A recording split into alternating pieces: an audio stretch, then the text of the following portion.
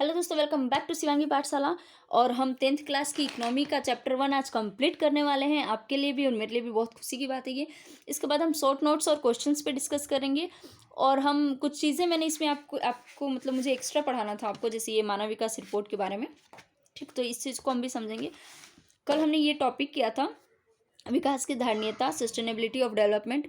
अच्छा, आप अगर करंट का तैयारी करना स्टार्ट किए हो तो आप हमेशा न्यूज़ में पढ़ोगे सस्टेनेबल डेवलपमेंट के बारे में बात होता है, सस्टेनेबल इन्वायरमेंट के बारे में बात करते हैं हम लोग। तो यहीं से तो निकलती हैं चीज़ें यार, कोई बहुत रॉकेट साइंस नहीं होता। और फिर हमने क्या पढ़ा था, ये कंप्लीट किया था, नवीकरणीय गैर नवीकरणीय के बारे में समझा था। अच्छा, ये मैं आपको एक बार और समझा दूँ, मेरा भी रिवीजन हो जाएगा। नवीकरणीय वो चीज़ होती है जिसको आप दोबारा फुलफिल कर पाओ। गैर नवीकरणीय वो चीज़ होती है जो एक बार ख़त्म हो जाती है तो फिर नहीं आती। मान लेते हैं आप ज़मीन से 5 लीटर पानी निकालते हो रोज़, ठीक। और आप उसके बाद जब बारिश होता है तो ज़मीन, इतना बारिश हो जाता है कि 5 लीटर पानी ज़मीन के अंदर चली जाए, तो फिर से हो गई, भर गई ज़मीन के अंदर पानी, तो आपको पानी का दिक्कत नहीं होगा। वो नवीकरणीय चीज़ हुई। लेकिन मान लो कि अब आप ज़मीन, आप कहीं से कोयला निकाल रहे हो, किसी जगह से कोयला निकाल रहे हो, और एक टाइम के बाद आप सारा कोयला निकाल लो, और उसके बाद आपके पास कोई चीज़ ही नहीं बचे, मतलब कोयला दोबारा निकालने के लिए बचे ही नहीं, क्योंकि आप तो खुद कोयला बना नहीं सकते हो। तो वो सारी चीज़ें गैर नवीकरणीय हो गई। इसका और इसका जब हम लास्ट में मतलब टॉप चैप्टर ख़त्म करेंगे तो हम इसमें से सारे उन वर्ड्स को निकालेंगे जिसका इंग्लिश हमें जानना ज़रूरी है, क्योंकि नहीं तो फिर क्वेश्चंस बनाने में बहुत दिक्कत होंगी। मैंने खुद ने ये चीज़ें फील की हैं। स्टार्ट करते हैं।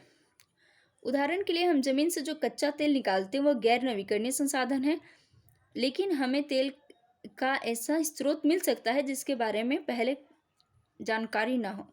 इसके लिए हर समय खोज चलती है, नीचे गई तालिका को देखिए। मैंने आपको क्या समझाया, वही चीज़ें समझा रहा है कि मान लो कोयला ख़त्म हो गया, वहाँ से ख़त्म हो गया तो गैर नवीकरणीय हो गया।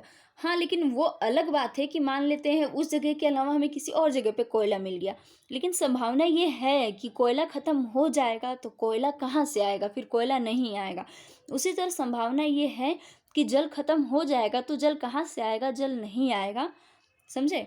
तो इसमें एक डेटा दिया हुआ है, आप पढ़ो, मज़ेदार चीज़ें पढ़नी चाहिए, हमारे लिए आगे कोई काम नहीं आने वाली, क्योंकि जब आप एग्ज़ाम दोगे उस साल इस तरह की बहुत सारे डेटा मिल जाएंगे जो आपको मेंस में हेल्प करेंगे लिखने के लिए।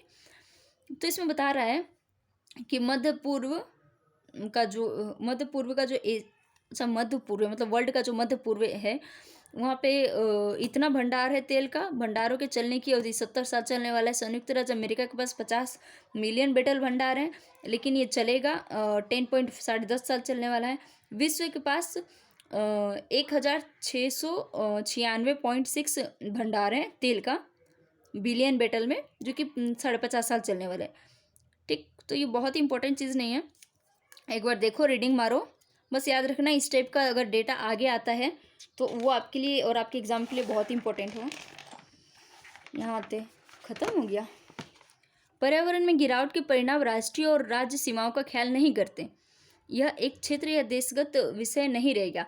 अब समझने की बात है कि आज अगर हम लोग डिकार्बनाइजेशन पे बात कर रहे हैं, आज अगर हम लोग कह रहे हैं कि वातावरण को साफ करना जरूरी है, कार्बन का उत्सर्जन कम करना जरूरी है, तो वो किसी कंट्री का तो नहीं है, वो किसी राज्य का सीमा का, किसी क्षेत्र की सीमा का नहीं रह गया है।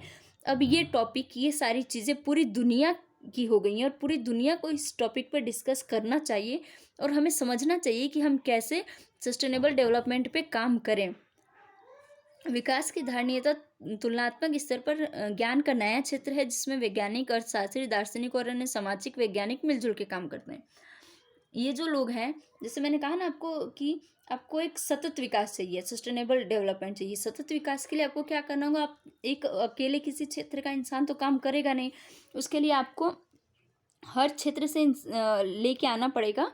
जो उस क्षेत्र के, क्या बोलते हैं हम लोग, बोलते हैं ना, धुरंधर हो, उनको लेके आना पड़ेगा, और वो लोग साथ मिल के काम करेंगे, तब हम लोग सतत विकास को बना पाएंगे या उसको कर पाएंगे।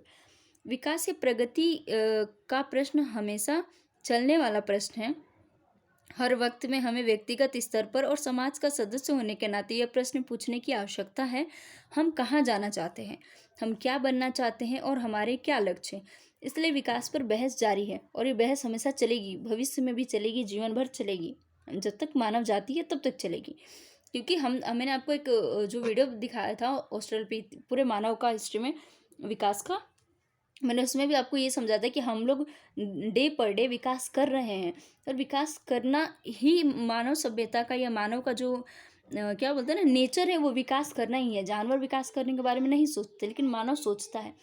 लेकिन बात ये है कि विकास करने के क्रम में कहीं ऐसा ना हो कि हम अपनी उन ज़रूरतों को या उन ज़रूरत चीज़ों को अपने भावी पीढ़ी के लिए ना छोड़ें, उन्हें ही खा पी के निपटा दें। तो ये सारी चीज़ें हैं। एटलीस्ट मुझसे पूछोगे तो आपको कम से कम 5 से 6 बार ये सारे टॉपिक्स को पढ़ना है, तो पढ़ो। देन मिलते हैं नेक्स्ट लेक्चर में शॉर्ट नोट्स के साथ। Thank you. मेरे चैनल को सब्सक्राइब कीजिए, लाइक कीजिए, शेयर कीजिए। जय हिंद।